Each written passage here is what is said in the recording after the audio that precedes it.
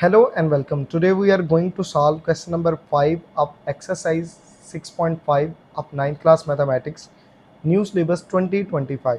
Question number 5 है, कह रहा है let Q and R be the 2 points on the same bank of a canal.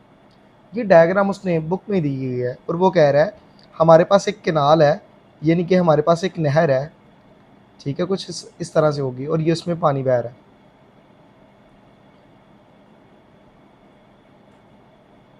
ठीक है। होपफुली ये आपको नज़र आ रहा है। तो वो कह रहे हैं हमारे पास एक कैनाल है और उसके ऊपर 2 पॉइंट्स हैं। हमारे पास कितने पॉइंट्स हैं? 2 पॉइंट्स, एक P और एक R, be the 2 points on the same bank of the canal. Bank कहते हैं किनारे को, कहते हैं Q और R हमारे पास 2 पॉइंट्स हैं जो कि नहर के एक किनारे पर है, ठीक है, ठीक है, एक साइड पर, ठीक है। आगे क्या कह रहा है? The point P is placed on the other bank, और कह रहे हैं एक पॉइंट P है जो उस नहर के दूसरे किनारे पर है, ठीक है। Straight to the point R, कहता है जैसे ही R पॉइंट है उससे सीधा एक पॉइंट P है जो कि दूसरे किनारे पर है। आगे कह रहा है find the width of the canal and the angle PQR। हमने एक कैनाल की क्या करनी है? विड्थ फाइंड करनी है। तो अगर आप देखें कैनाल की विड्थ क्या है, तो कैनाल की विड्थ ये है, यहाँ से लेके P पॉइंट से लेके R पॉइंट तक। इनडायरेक्टली हमने क्या फाइंड करना है कि ये हमारे पास राइट एंगल है, तो हमने क्या फाइंड करना है? ये हाइट, एल्टीट्यूड फाइंड करना है। क्या फाइंड करना है? एल्टीट्यूड फाइंड करना है। तो जी सबसे पहले यहाँ पर लिख लेते हैं बेस हमारे पास क्या है, यहाँ पर लिख लेते हैं बेस है हमारे पास 5 मीटर है, सॉरी जी। एल्टीट्यूड हमारे पास क्या है? एल्टीट्यूड फाइंड करना है, लेकिन हाइपोटेनियस हमारे पास 13 है।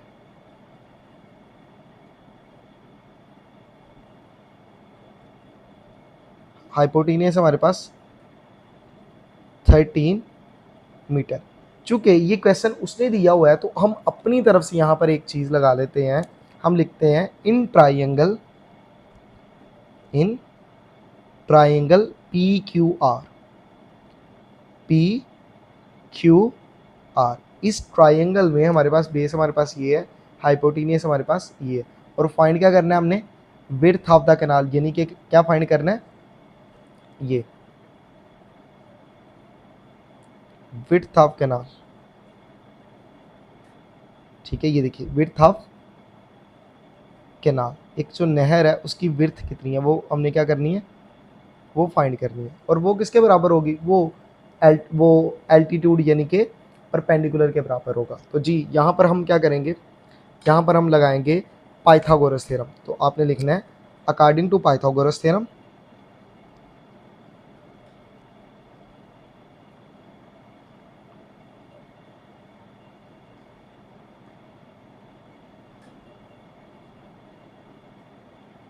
ठीक है।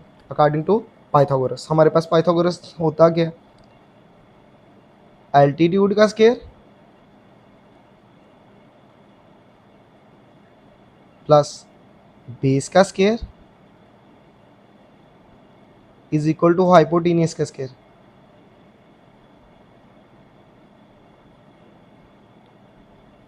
हाइपोटेनियस का क्या कर देना है? स्क्वायर कर देना है। अब वैल्यूज पुट करते हैं जी। एल्टीट्यूड हमारे पास क्या है? एल्टीट्यूड, ठीक है।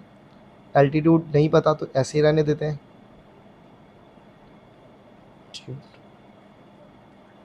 इसका क्या करते हैं? स्क्वायर ही रहने देते हैं। बेस हमारे पास क्या है? बेस हमारे पास 5 है, 5 स्क्वायर। हाइपो कितना है हमारे पास? 13 का क्या कर देंगे? स्क्वायर कर देंगे। ये हमारे पास आ जाएगा एल्टीट्यूड, ये आ जाएगा 25 और ये आ जाएगा 169। अब एल्टीट्यूड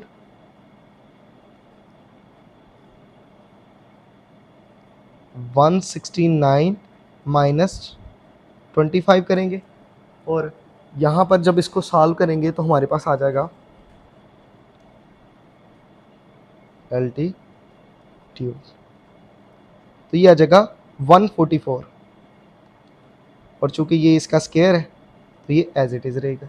अब हमें एल्टीट्यूड का स्क्वायर नहीं चाहिए, बल्कि क्या क्या चाहिए? एल्टीट्यूड। तो हम यहाँ पर क्या करते हैं? स्क्वायर को काटने के लिए क्या लगा लेते हैं? Both side square root apply कर देते हैं। तो ये इससे कट गया, तो एल्टीट्यूड हमारे पास किसके बराबर आ जाएगा,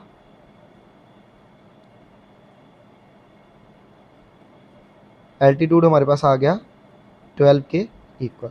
तो मतलब कि ये हमारे पास क्या है, ये हमारे पास है 12 मीटर। तो यही तो हमारे पास वो विड्थ ऑफ कैनाल थी। तो आप यहाँ पर लिखेंगे विड्थ ऑफ कैनाल इज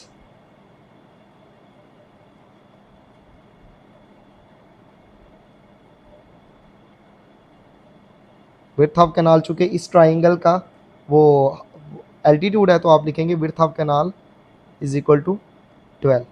अच्छा जी, अब ये देखिएगा ये 12 है, तो ये मीटर में, तो ये भी किस में होगा, मीटर में। तो होपफुली कि आपको विड्थ ऑफ कैनाल कैसे आई इसकी समझ आ गई होगी। तो इस पे आप इस तरह से कर लिया करें।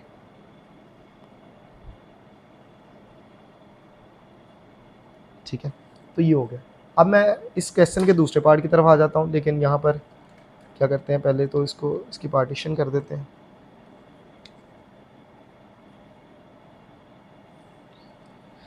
चलो जी, क्या क्वेश्चन था, क्वेश्चन ये है find the width of canal, वो हमने फाइंड कर ली कि ये विड्थ 12 है, and the angle P Q R in radian, और एंगल फाइंड करना है, यानी कि आपने ये वाला एंगल फाइंड करना है। ये क्या करना है, एंगल फाइंड करना है पी क्यू आर। तो आपने लिखना है for angle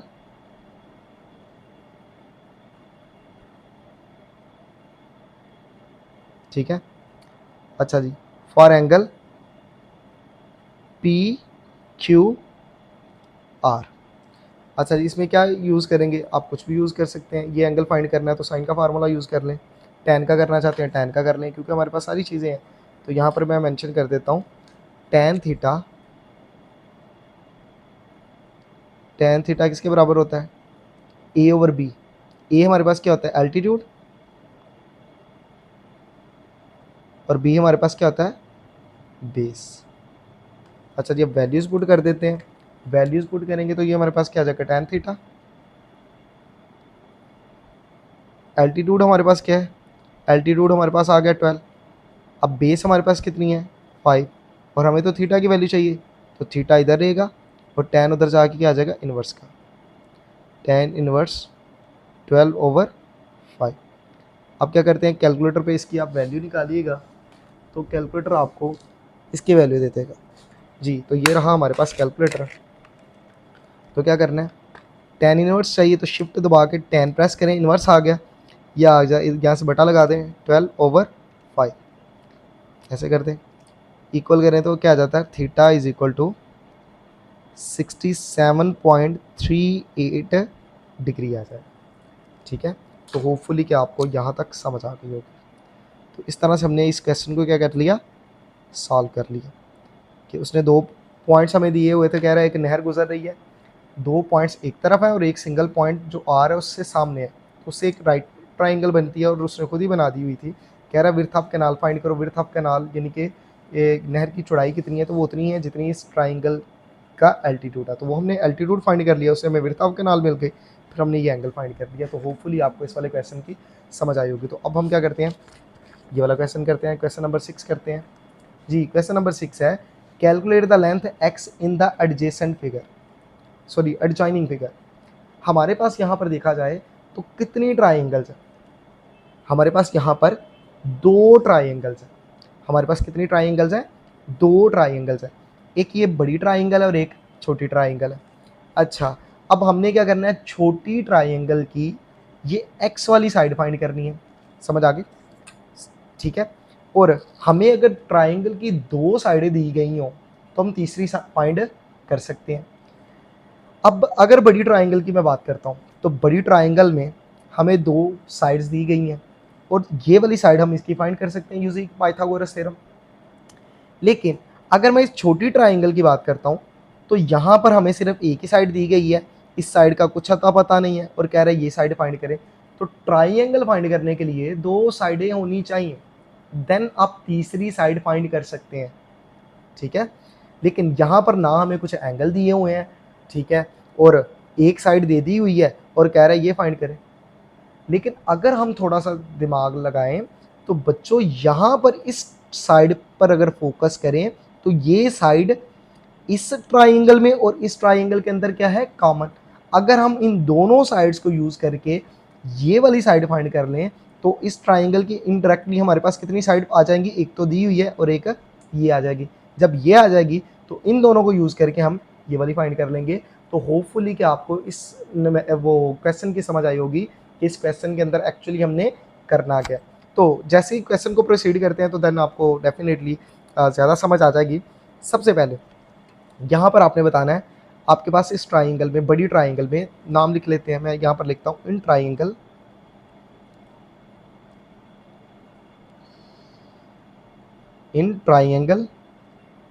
B A B D कर ले, चले जी ए बी डी कर ले। अच्छा जी, इस ट्राइंगल में मुझे बताएं बेस क्या है, इस ट्राइंगल में मुझे बताएं बेस है क्या जी, बताएं। तो बेस अगर देखा जाए तो बेस हमारे पास ये बेस है, ठीक है, और ये हमारे पास क्या हो जाएगा हाइपोटेनियस, और ये हमारे पास क्या हो जाएगा एल्टीट्यूड, ठीक है। अगर आप इसको ऐसे उल्टा देखेंगे, देखिएगा, अगर इसको हम ऐसे देखें, ठीक है, अगर हम इसको ऐसे देखें तो ये हमारे पास क्या होता है, ये हमारे पास आ गया वो बेस आ गया, ये एल्टीट्यूड हो गया और ये हाइपो हो गया, ये हमारे पास क्या हो गया हाइपो हो गया, ठीक है।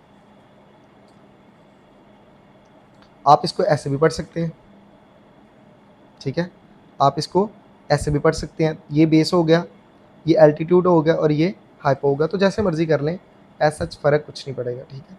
तो फर्ज करें ये बेस हो गया और ये आपका क्या हो गया हाइपो है, तो यहाँ पर मैं लिखता हूँ बेस किसके बराबर है,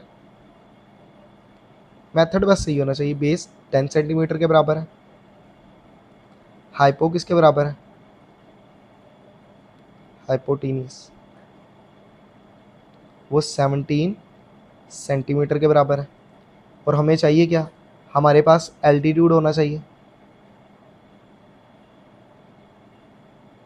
जो कि हमें नहीं पता, जो कि हमें नहीं पता। तो यूजिंग पाइथागोरस थ्योरम ये काम कर लेते हैं। तो आपने लिखना है अकॉर्डिंग टू पाइथागोरस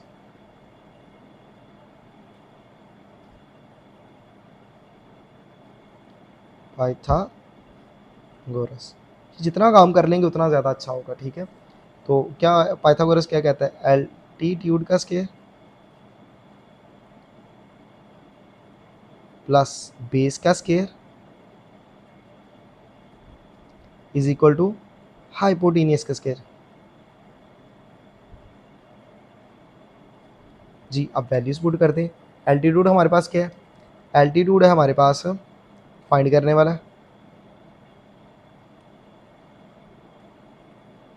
तो इसके ऊपर स्क्वायर ही आ जाएगा। बेस हमारे पास क्या है 10 सेंटीमीटर,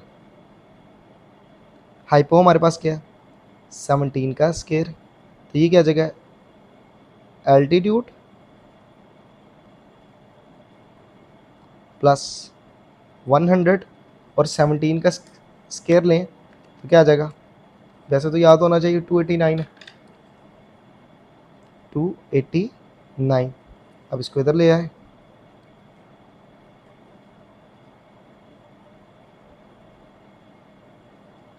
क्योंकि हमें एल्टीट्यूड की वैल्यू फाइंड करनी है, तो ये 100 इधर आ जाएगा और इधर आके सब्ट्रैक्शन हो जाएगी। एल्टीट्यूड आप कोई वाई भी लेट करके कर सकते हैं, ये आपकी चॉइस है, ठीक है। और ये आ जाएगा 189 189 आ जाएगा, ठीक है। अब 189 का स्क्वायर रूट करें तो क्या आता है, ये देखिए, क्योंकि हमें तो वो चाहिए एल्टीट्यूड की वैल्यू, ना कि उसके स्क्वायर की वैल्यू चाहिए, ठीक है। तो ये आ गया, तो इस तरह भी क्या कर देंगे स्क्वायर रूट लगा देंगे, ये इसके साथ कट गया, तो एल्टीट्यूड हमारे पास क्या आ गया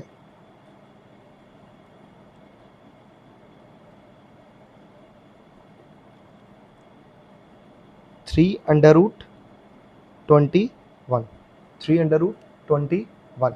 तो होपफुली कि आपको इस चीज़ की समझ आई होगी। तो यहाँ पर मैं क्या कर देता हूँ, उसको इस तरह से डब्बा बना देता हूँ, लेबल कर देता हूँ, ताकि दूर से ये नज़र आए कि ये हमारे पास जवाब है। तो जी एल्टीट्यूड हमारे पास इस ट्राइंगल का ये एल्टीट्यूड ये आया क्या, तो आप यहाँ पर मेंशन करें चले जी, इसके साथ ही लिख देते हैं 3√21। अब क्या करेंगे, अब हम ट्रिक यूज़ करेंगे। और वो कौन सी ट्रिक है, सबसे पहले तो यहाँ पर पार्टीशन करते हैं जी। अब हम छोटी ट्राइंगल की बात करेंगे, बड़ी ट्राइंगल की बात कर ली हमने, बड़ी ट्राइंगल की तीनों साइडें आ गई। अब छोटी ट्राइंगल की ये भी साइड आ गई, ये भी आ गई, और ये फाइंड करनी है। तो जी सबसे पहले तो डाटा लिखते हैं ना। अब मैं मेंशन करता हूँ इन ट्राइंगल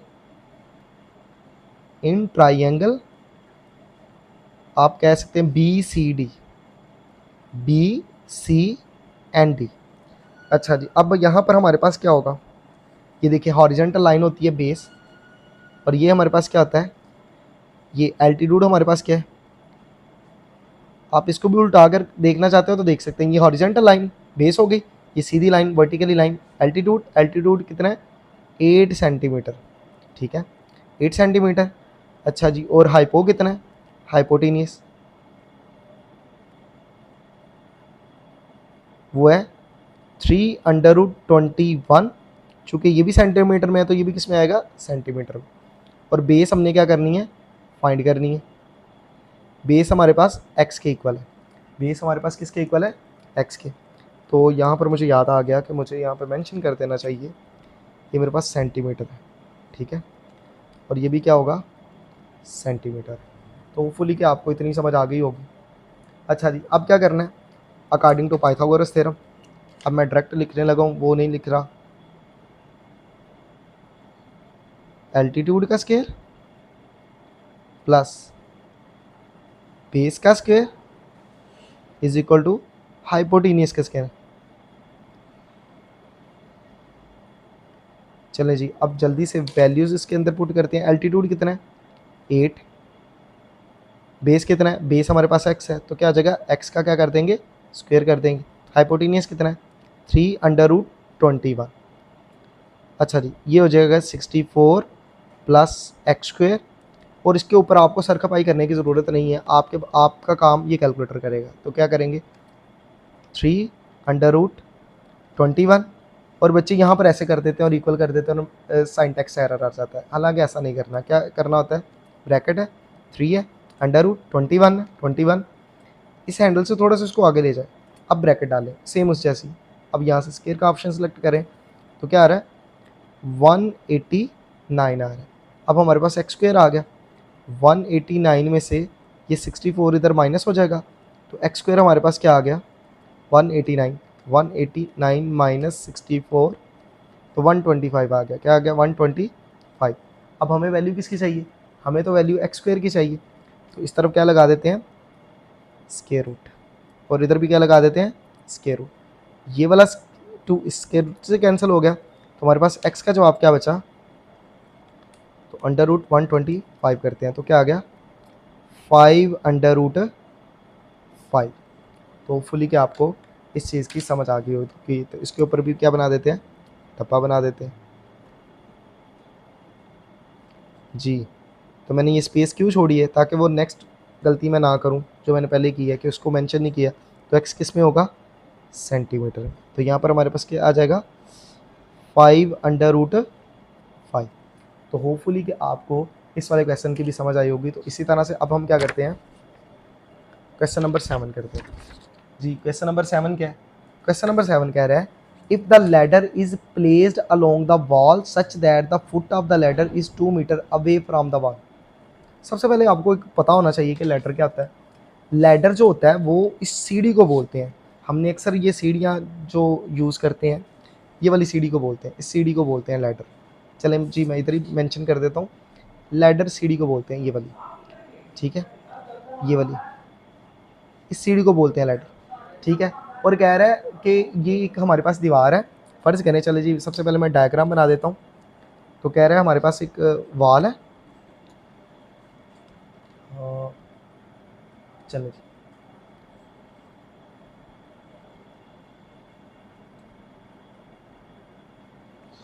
जी। तो वॉल कैसे होती है, वॉल ऐसे सीधी होती है, ठीक है, वॉल ऐसे सीधी होती है। कहता है if the ladder is placed along the wall such that the foot of the ladder is 2 metre away from the wall. Foot of the ladder, तो लैडर हमेशा कैसे जुड़ा होता है, दीवार के साथ, ऐसे ही होता है ना। ऐसे उसको, ऐसे लीनिंग हुई होती है उसकी, दीवार के साथ ऐसे ही करते हैं, रखते हैं उसको।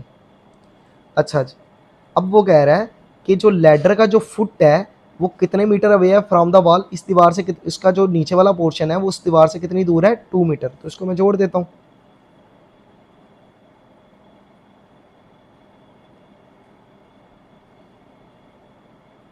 ठीक है, तो ये हमारे पास अगर देखा जाए तो ये हमारे पास क्या बन गई, एक राइट ट्राइंगल बन गई। तो इस फुट ये कितनी दूर है, 2 मीटर। अच्छा जी, फिर क्या कह रहा है, if the length of the ladder is 8 metre, कह रहे हैं लैडर की लेंथ कितनी है, 8 metre. Find the height of the wall, तो आपने क्या करना है, हाइट ऑफ द वॉल को क्या करना है, फाइंड करना है।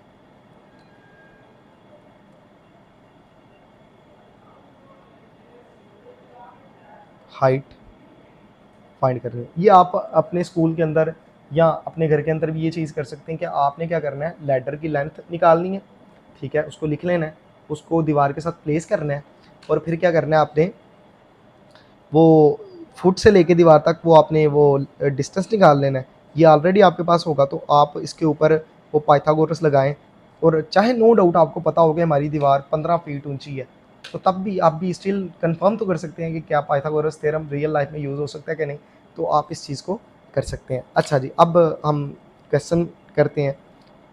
यहाँ पर हमारे अकॉर्डिंगली डाटा हमारे पास क्या है, height of the letter ji.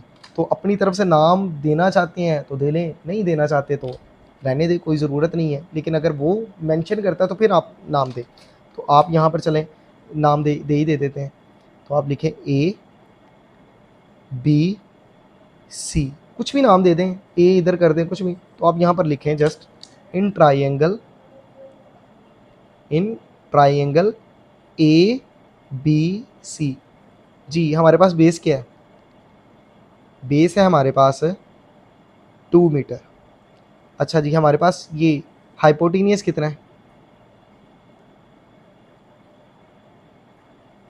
Hypotenuse हमारे पास 8 मीटर, और हमारे पास एल्टीट्यूड कितना है वो फाइंड करना है, यानी कि हाइट है। हमारे पास एल्टीट्यूड किसके बराबर है वो फाइंड करना है, या आप इसको लिख लें एल्टीट्यूड फाइंड करना है, और एल्टीट्यूड जितना होगा वो क्या होगा, हाइट होगी। तो आपने क्या लिखना है, अकॉर्डिंग टू पाइथागोरस।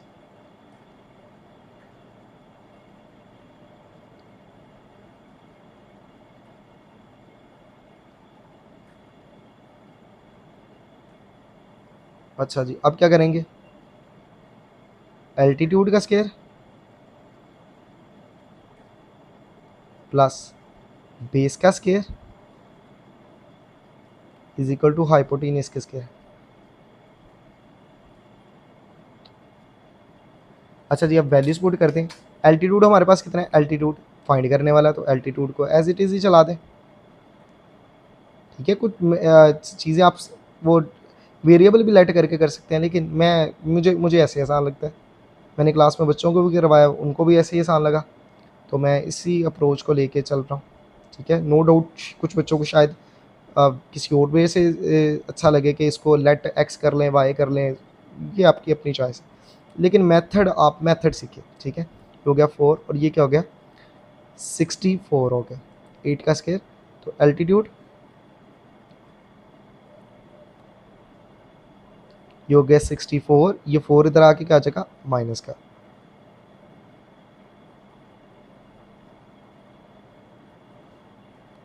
ये क्या आ जाएगा, 60, ये क्या हो गया 60। अब हमें एल्टीट्यूड की वैल्यू चाहिए, तो इस स्केयर को ख़त्म करना पड़ेगा।